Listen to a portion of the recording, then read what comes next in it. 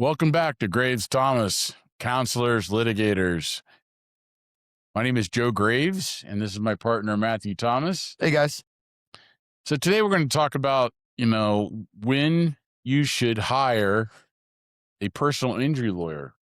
We get asked this often. What do you think, Matthew? What's your comments on this? Well, I think that if you're going through the process of being injured and making a claim for injuries, that you need to hire an attorney. I think that just doing it by yourself isn't the way to go, and I think that so that's the initial thing, that you need to be injured and going through the process of it. But the decision on when to hire a lawyer, it's different for everybody. Some people, will be, they know that they come out the gate, but there's a lot of people that, especially in a community like this, they're not litigious. They've never been through a lawsuit before, and they actually have faith that, some of these insurance companies, maybe it's the slogans, I don't know, but that they're going to do right by them and try to be fair with them. Or, maybe someone's thinking, I don't want to give a lawyer a percentage of the money, so they kind of hold out. But what I see time and time again is the insurance companies just try to take advantage of those people. They're utilizing that against them. And the analogy I use is like, I could have lumber and nails and whatnot delivered to a lot, and I could probably build a house, but I don't know if you want to live through it, Right? or live in it. I would hire a contractor, somebody that knows what they're doing. Then I would have more faith in living in that house. So the thing is, I think, and most people are just surprised, especially like you said, most of our clients have never been involved in the legal system, dealt with an insurance company on a claim. There's just a lot of things that happen all at once. I mean, adjusters are calling, it's a motor vehicle case. They want to know about your property damage. They're going to be trying to take statements from you. They might throw a few bucks at you, trying to get you to, resolve the case, which is impossible because you have no idea what your injuries are or what your damages are going to be. And so it gets, a little overwhelming because there's all of a sudden now, you're sitting at a red light, you get rear-ended or get in an accident, no fault of your own. And all of a sudden your car's gone. You got to arrange a rental. You got adjusters calling. You don't know about how insurance or what coverages work, your coverages, their coverages, recorded statements. A lot's coming at your car may be at a tow yard and you don't know how to get your stuff out or whatever it is. All that's coming. But from a legal standpoint, there's also important evidence. I mean, some of our intersections here in Vero are filmed. We have traffic cameras, but you have to get those within 72 hours, I believe. like 72 hours, or they'll just, it's a loop. So if there's a chance of getting like a crash camera or traffic camera coverage video of the accident, you have to do that quick. And those sometimes can be very important if it's a he said, she said accident. Two people claiming they had a green light when one had a red, or somebody turning out in front of another person, or a pedestrian accident that, we have, it becomes very, very important evidence, and that has to be secured quickly. The other thing is about statements. Talk about that, Matthew. Yeah, that the statements that are asked by insurance carriers, that people just they're going against someone who's a trained professional in the insurance company, that's trained to extract information a certain way and has a very I guess developed script in terms of how to do that. And so, going and giving statements or signing authorizations, you can give ammo to the other side unknowingly, just because you're not familiar with the system. And just like Joe said, there's a lot of things that in those early moments of a case, if you haven't been through it, and I can tell you because I know other lawyers, and they don't even appreciate all the things that you can get if you just act diligently on the front end, whether it be, event data recorders from a car, or requesting them not to destroy certain information or videos. All that stuff seems to disappear into the universe if you're not proactive in making sure that you're collecting and preserving all that stuff on the front end.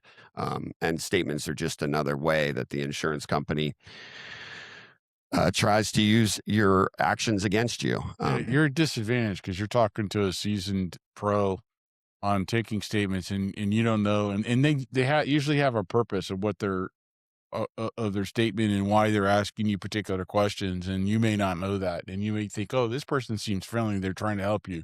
Believe me, the adjuster is trying to represent the interests of the other person, the insured, and their company.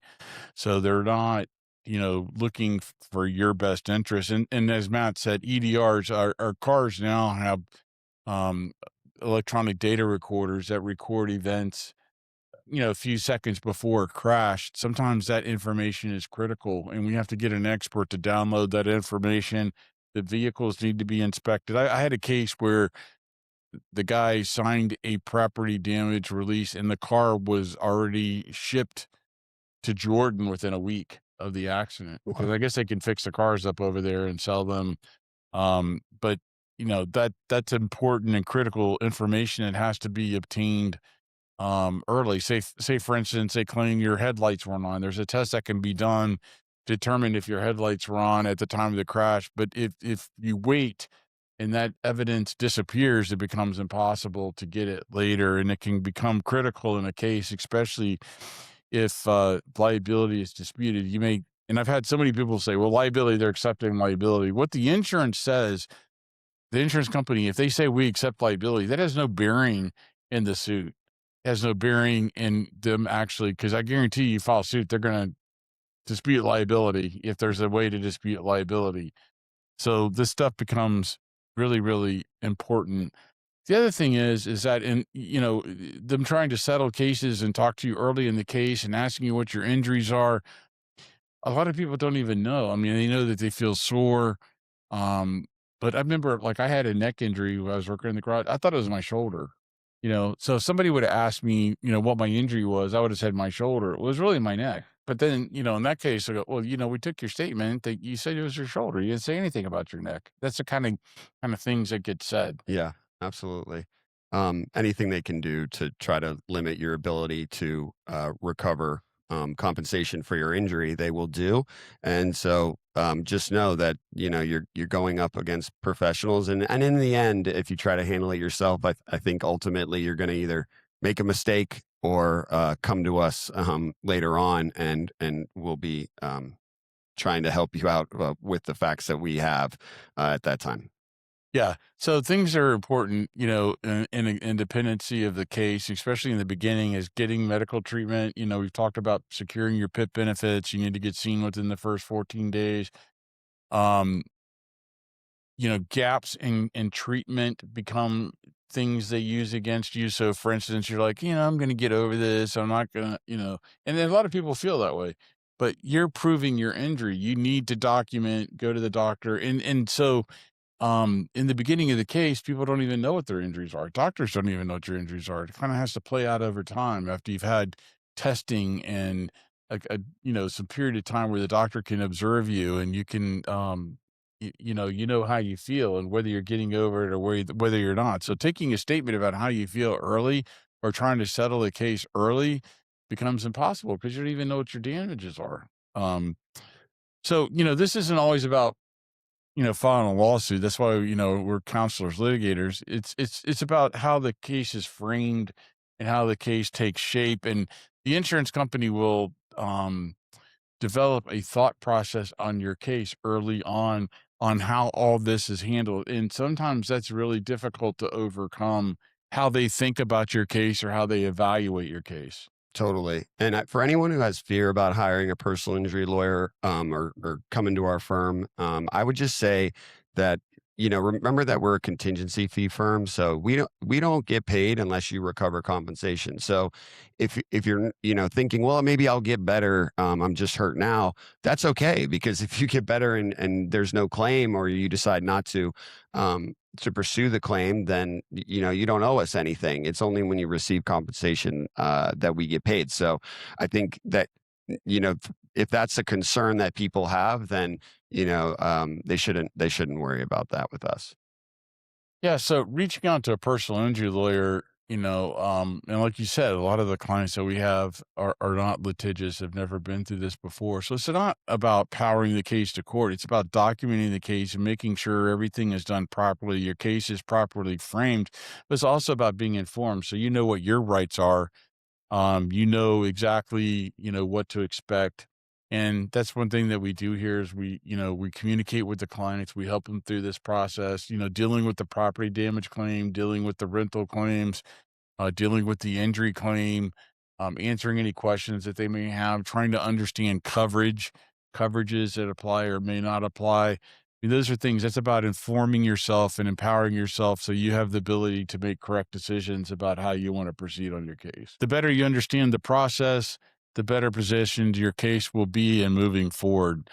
So, again, when do you hire a personal injury lawyer? Of course, you're asking lawyers, but if it was my brother, mother, sister, cousin, I would tell them immediately get a lawyer, make sure that these things are done, your case is documented, the things that need to be done are done immediately, securing evidence, positioning the case, framing the case, having representation during statements to make sure that everybody's just playing fair. Not that there's anything to hide. We just want to make sure that everybody's playing fair and everybody's got, you know, equal resources on both sides. So that's it for this segment of Graves Thomas. You have anything else Yeah, before we pass that on? yeah. I would just say, if you're asking yourself, "Do I need a personal injury lawyer?" You do. Absolutely. Take care, guys. Bye, everybody.